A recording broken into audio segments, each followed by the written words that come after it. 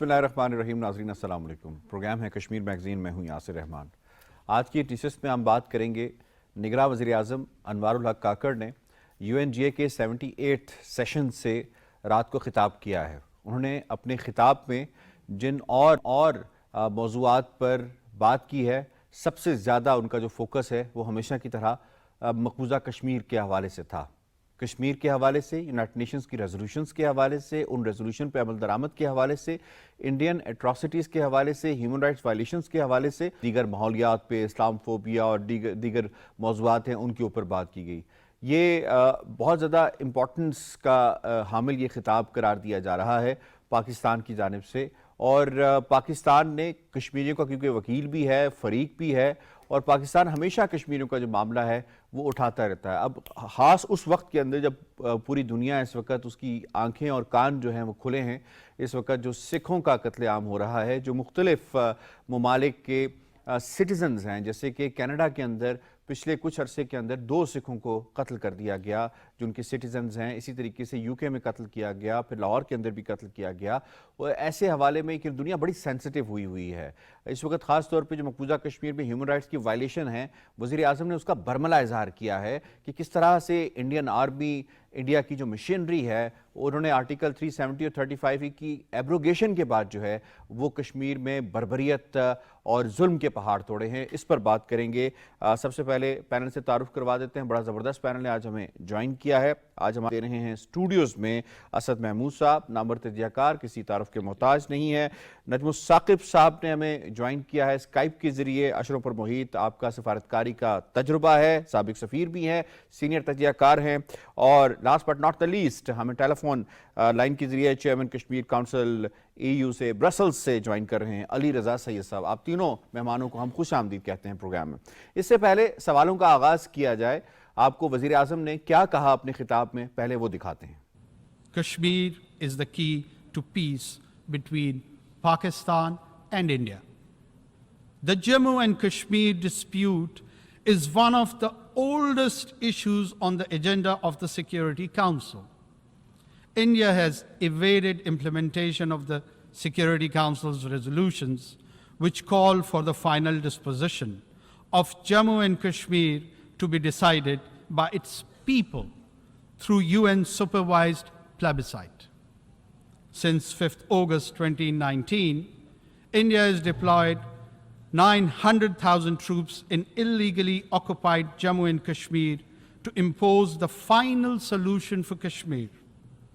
To this end, India has imposed extended lockdowns and curfews, jailed all genuine Kashmiri leaders, violently suppressed peaceful protests, resorted to extrajudicial killings of innocent Kashmiris in fake encounters and so-called cordon and search operations, and imposed collective punishments destroying entire villages.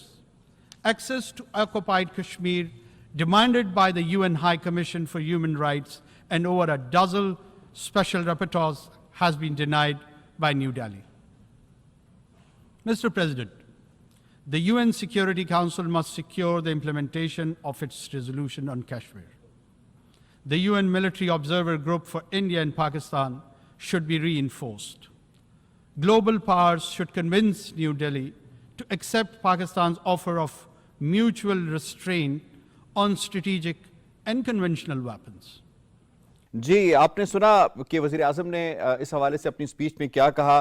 نجم الثاقب صاحب، آپ سے آغاز کرتے ہیں. سر، how important جو prime minister کا خطاب تھا اس کی اہمیت کیا ہے، اور کشمیریوں کا کس حد تک انہوں نے مقدمہ پیش کیا ہے ایک مرتبہ پھر UNGA میں؟ پچھلے 40 برس سے میں دیکھ رہا ہوں، یہ ہر ستمبر میں UNGA کی ایک یعنی سیشن ہوتا ہے، روٹین کا سیشن ہے، اور مجھے اس میں جو چیزیں مشترک نظر آتی ہیں وہ تو آتی ہیں، لیکن جو فوکس ہے، جو ایمفیسس ہے، وہ اس دفعہ مجھے لگا کہ 3-4 چیزیں ہمارے پرائم منسٹر نے بڑی وضاحت سے کی. لیکن اس سے پہلے کہ اس پہ بات کریں، میں آپ کو اور آپ کے ناظرین کو یہ بتاؤں کہ یونائٹڈ نیشنز میں یہ فرق نہیں پڑتا کہ یہ الیکٹڈ پرائم منسٹر ہیں یا نگران پرائم منسٹر، یہ پرائم منسٹر ہے. اور اس دفعہ جو ہو رہا ہے UNGA کا کچھ اس لیے بھی بڑا امپورٹنٹ سیشن تھا یہ کہ اس میں ہم نے دیکھا برکس کی میٹنگ ہوتی ہے اور دنیا جو ہے وہ گلوبل ساؤتھ ایک طرف بات کر رہا ہے. پھر ہم نے نیو دلی میں دیکھا کہ G20 کی میٹنگ ہوئی, اس میں بھی ہم نے کچھ ایشوز دیکھے. لیکن یہ والا جو UNGA کا سیشن ہے, یہ آپ نے جو کلپ بھی ابھی دکھایا ہے, اس میں 3-4 باتیں بڑی وضاحت کے ساتھ پاکستان نے یعنی اسٹیٹ آف پاکستان نے کلیئرلی پوری دنیا کو بتائی ہیں. اس میں سب سے پہلے آتا ہے کہ پاکستان جو اس وقت ہے وہ معاشی طور پہ اپنے آپ کو اپنے پاؤں پہ کھڑا کرنا چاہتا ہے, اور اس کے لیے یہ جو SIFC ہم نے شروع کی ہے, ون ونڈو آپریشن شروع کیا ہے. دنیا کو ہم نے باتوں باتوں میں بتایا ہے کہ اب ہم تیار ہیں کہ ہم انویسٹمنٹ جو ہے وہ دنیا بھر سے یعنی قبول کرنے کے لیے تیار ہیں اور ویلکم کریں گے. اور اس میں یہ پروگرام پورا جو ہے باتوں باتوں میں بتا دیا گیا ہے, یعنی جو فوکس ہے وہ معاشیات پہ ہے, اکنامکس پہ ہے. نمبر 2 پہ آپ کی جیو پولیٹیکل سچویشن آتی ہے. ظاہر ہے کہ افغانستان جو ہے اس میں آتا ہے, وہاں پہ جو دہشت گرد تنظیمیں ہیں, TTP تو خیر پہلے سے ہی پاکستان پہ حملے کر رہا تھا. اس کے بعد یہ ہے کہ ابھی ہم نے پچھلے کچھ دنوں میں دیکھا ہے کہ القاعدہ بھی ری اپیئر ہو گیا, بلکہ طالبان کی جو اس وقت حکومت ہے کابل میں, انہوں نے یعنی القاعدہ کے کچھ لوگوں کو کچھ پوزیشنز پہ تعینات بھی کیا ہے. تو کیا یہ ساری جو دہشت گرد تنظیمیں ہیں وہ کیا یعنی افغانستان میں جمع ہو کے تو کیا کوئی 9/11 دوبارہ ہونے والا ہے؟ تو وہ خدشات جو ہیں وہ بتائے ہیں دنیا کو کہ یہ پاکستان کا مسئلہ صرف نہیں ہے, یہ پوری دنیا کا مسئلہ ہے. اور اس کے بارے میں کئی رپورٹیں جو ہیں وہ یعنی ہمارے سامنے ہیں, کئی اگر آپ پریس ریلیزز دیکھیں آپ کو پتہ لگے گا. تو جیو پولیٹیکل سچویشن آپ کی یہ ہوئی کہ اگر دنیا انٹرسٹڈ ہے آپ کی یعنی ریجنل کنیکٹیوٹی میں, تو ذرا یہ دیکھ لیجئے گا کہ کیا حالات ہیں. اس کے بعد جو ہے وہ آپ کی آتی ہے مڈل ایسٹ کی سچویشن, اس کے بارے میں بھی بات ہوئی. جو مین فوکس تھا آپ نے بالکل بڑے اچھے طریقے سے اس کو اپنے انٹرو میں بتایا ہے. دیکھیے ہمارا یہ بہت وائٹل انٹرسٹ ہے. ہم یہ پہلے تو میں دوبارہ سے بتانا چاہوں گا, کچھ لوگوں کو اگر غلط فہمی ہے کہ پاکستان کا سٹینڈ جموں اور کشمیر مسئلے پہ بدل گیا ہے یا لوک وارم ہو گیا ہے یا ڈائلیوٹ ہو گیا ہے. وضاحت سے بتانا چاہوں گا کہ پاکستان کا جو موقف تھا وہ ابھی بھی وہی ہے, اور 5 اگست 2019 کے بعد جو ہندوستان نے سمجھا کہ 35A اور 370 کو ایبروگیٹ کر کے اس نے سمجھا کہ یہ جو یعنی مقبوضہ کشمیر کا علاقہ اس کا ہو گیا ہے. ہم نہیں مانتے, نہ صرف پاکستان نہیں مانتا, پوری دنیا نہیں مانتی. اور اس کے ثبوت میں آپ کو یہ بتاؤں گا کہ جیسا آپ نے بھی ذکر اس کا کیا کہ جموں اور کشمیر کا تنازع جو ہے وہ اس وقت بھی as we speak United Nation Security Council کے ایجنڈے پر ہے.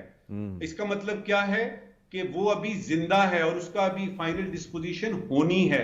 نمبر 2 کہ یونائٹڈ نیشن سیکیورٹی کونسل نے یا دنیا کے کسی بھی ملک نے بشمول امریکہ, UK وغیرہ وغیرہ, انہوں نے یہ ابھی تک نہیں کوئی سٹیٹمنٹ دی کہ جی ہاں یہ جو جموں اور کشمیر ہے یہ انڈیا کا کوئی علاقہ ہے. ٹھیک ہے, اب انڈیا اگر اپنے طور پہ اس کو کہہ رہا ہے تو کہنے دیجئے, ہمارا سٹینڈ وہی ہے. اور یاد رہے کہ اس میں پاکستان جو ہے وہ کشمیریوں کے ساتھ تھا, ہے اور رہے گا. اور اس کا ہمارے خاص طور پہ جو مقبوضہ کشمیر کے کشمیری ہیں ان کو اچھی طرح سے پتا ہے. کسی قسم کا کوئی چینج نہیں آیا, بلکہ یہ ہے کہ موومنٹ نے جو انڈیجنس موومنٹ تھی آپ کی مقبوضہ کشمیر میں, انڈین انلیگلی آکیوپائیڈ جموں اور کشمیر میں, اس نے زور پکڑا ہے. اس سے ان کو نظر آ رہا ہے کہ کس طرح سے ڈیموگرافی چینج ہو رہی ہے, کس طریقے سے ہندو جو ہے وہ وہاں پہ آ رہے ہیں. اور شاید اگر کوئی یعنی آنے والے دنوں میں کوئی ریفرینڈم ہونا ہے تو دکھایا جائے کہ نہیں جی ادھر تو میجورٹی ہندوؤں کی ہے.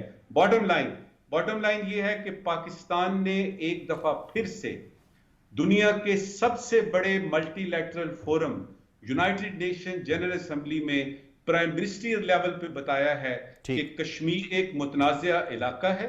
پاکستان کشمیر کی حمایت کرتا رہے گا, چاہے وہ یعنی آپ کی مورل ہے, پولیٹیکل ہے یا ڈپلومیٹک ہے, اور ایک نہ ایک دن ان کو وہ حقوق ملیں گے جو غصب ہو چکے.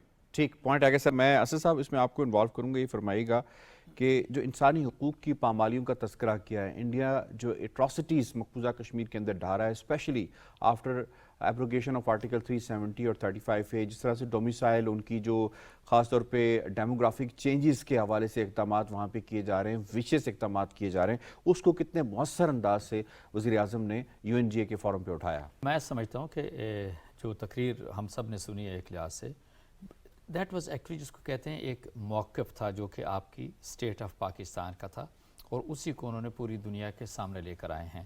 اور یہ میں ضرور کہوں گا کہ it was very powerful speech, and it was جس کو کہتے ہیں کسی طرح کے کوئی الفاظ کو منس نہیں کیا انہوں نے، چاہے وہ کشمیر کی بات کرتے ہیں، ماحولیات کی بات کریں، ٹیرورزم کی بات کرتے ہیں، اور پھر انڈیا کا اس کے اندر انوالو ہونے کو اگر آپ ہی لے کے چلتے ہیں. دیکھیں اس کی بہت ساری باتیں ہیں. پاکستان تو آلموسٹ کئی دہائیوں سے ان ساری چیزوں کی توجہ یونائٹڈ نیشن کو بھی، P5 کو بھی، اور ایون پوری دنیا کو باور کرانے کی کوشش کر رہا ہے کہ اس ریجن کے اندر جو ریسٹلیس ہے، it is basically because of the India کی انوالومنٹ. انڈیا جس طریقے سے ٹیررسٹ آرگنائزیشنز کو بیکنگ دے رہا ہے، ان کو فنڈنگ دے رہا ہے، ان کو ویپنز دے رہا ہے، ان کی ٹریننگ دے رہا ہے، ان کو انرول کر رہا ہے. سو اب یہ دیکھ لیں کہ جو سچویشن اس وقت پورے ریجن کے اندر نظر آتی ہے، اس طرح کی سچویشن آپ کو میں بھی کسی اور ریجن کے اندر نظر نہیں آئے گی، and certainly it is because of India. پھر یہاں تک کہ پاکستان نے ڈوزیر تیار کیے، ایک نہیں کئی بار سب کو بتایا گیا اور ثبوت اور شواہد کے ساتھ بتایا گیا کہ this is how India is involved in the terrorist activities. اچھا ہوا کیا؟ اسٹیٹ اسپانسر جی بالکل اسٹیٹ اسپانسر ٹیررزم تھا. اچھا ہوا کیا ہے کہ انڈیا ابھی تک نا، کیونکہ اس کی آبادی آلموسٹ کو 1 ارب 40 کروڑ سے زیادہ جا چکی ہے، پوری دنیا سمجھتی ہے کہ انڈیا جو ہے ان کے لیے ایک بہت بڑا بزنس سینٹر ہے، اپنی مصنوعات کو وہ بیچ سکتے ہیں، سارا کچھ ہے. تو ایک آپ یہ فیل کرتے ہیں ڈپلسٹی آپ کو پوری دنیا کے نظر آئی کہ جو کچھ انڈیا کرتا رہا مست ہاتھی کی طرح، everybody used to remain silent کہ نہیں چلو ٹھیک ہے، سارے کا سارا سلسلہ چل رہا ہے. نو واٹ ہیپنڈ کہ اب جب یہ ساری چیزیں چلنی شروع ہوئیں، اسی کے ساتھ انڈیا کا نا جس کو کہتے ہیں مزید ہاتھ کھلنا شروع ہوئے، اینڈ ناٹ 1 2 جو کہ کینیڈین سٹیزن تھے ان کو دن دہاڑے وہاں پر قتل کر دیا گیا. اور اچھا پھر یہ دیکھ لیں کہ اگر آپ کینیڈا کی بات کرتے ہیں، ان کی پولیس کی فنکشننگ یا ورکنگ کی بات کرتے ہیں، یہ سارا انسیڈنٹ پہلے والا جو تھا وہ تو جون میں ہوا تھا. انہوں نے ہر طرح سے انویسٹیگیشن کر کے اور finally they reach to this conclusion کہ اس بیسیکلی انڈین را یا انڈین اسٹیٹ جو ہے وہ اس کے پیچھے موجود ہے. پھر ساری چیزیں انارتھ ہوئیں، اور اب امیجیٹلی اس کے بعد آپ نے دیکھا کہ ایک طرف انہی کی عدالت سے فرض کرو کسی سکھ لیڈر کا جو ہے وہ اس کے وارنٹ نکلے، اور اگلی صبح اس کو بھی انہوں نے ایک لحاظ سے قتل کر دیا.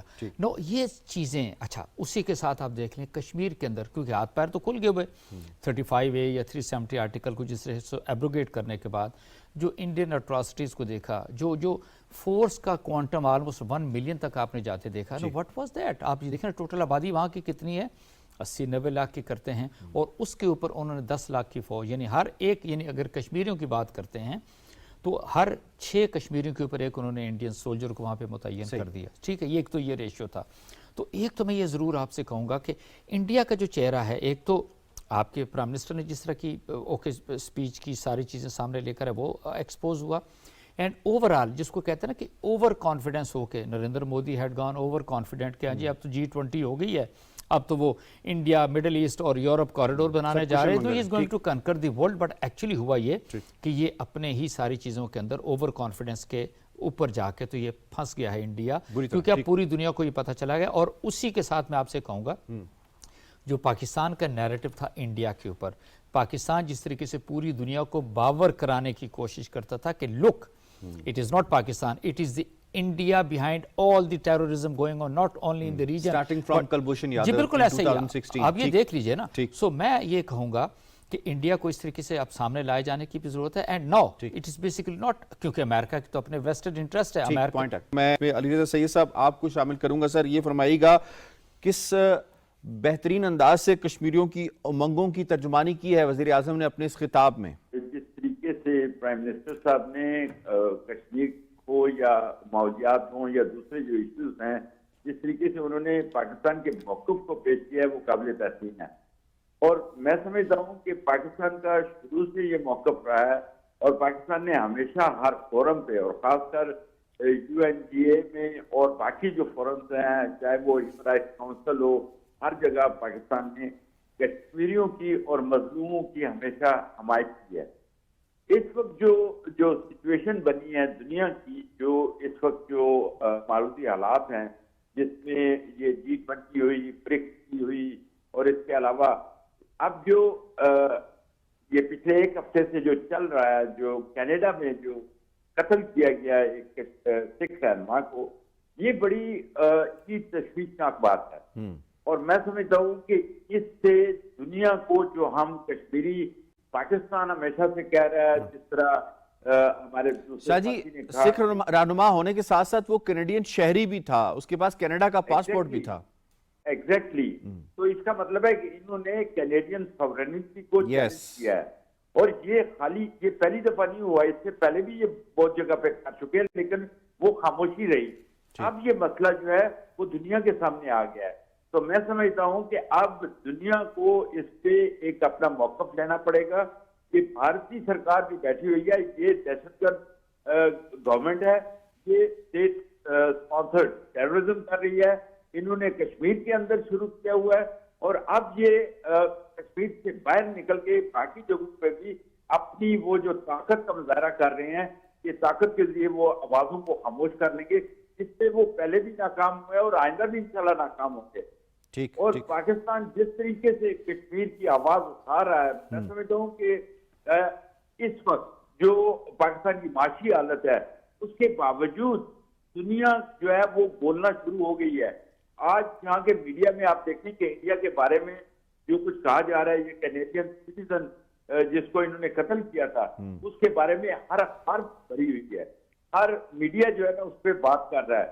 تو اس کا مطلب ہے کہ انڈیا کا اصل چہرہ جو کشمیری اور پاکستان ہمیشہ کہتے رہے ہیں کہ یہ ان کی پالیسی جو ہے یہ ٹیررزم کو سپورٹ کرتے ہیں، یہ ہمیشہ انہوں نے پاکستان کے اندر وہ جو گلبھوشن کلبھوشن یادو صحیح ہے، جی تو وہ ایک زندہ ثبوت ہے، ایک نیول کمانڈر، بالکل۔ اور اس کے علاوہ کشمیریوں کو بھی انہوں نے، بہت سارے کشمیری رہنماؤں کو شہید کیا ہے۔ ٹھیک ہے، پوائنٹ آ گیا۔ میں اس میں ایکسلنسی آپ کو شامل کرتا ہوں۔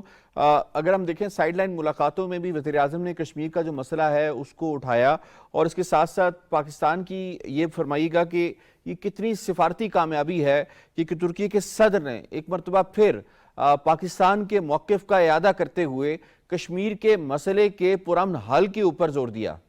ایک تو پہلے سے ہی یعنی دنیا کو پتا ہے، جو وہ تمام ممالک جو کہ واقعی سمجھتے ہیں کہ جموں اور کشمیر جو ہے وہ ایک ڈسپیوٹڈ ایریا ہے، ان کا موقف تو ویسے ہی ہے جس پہ ٹرکی آتا ہے، چائنا بھی اس میں ہے، آذربائیجان بھی ہے، اس کے علاوہ اور بھی ممالک ہیں۔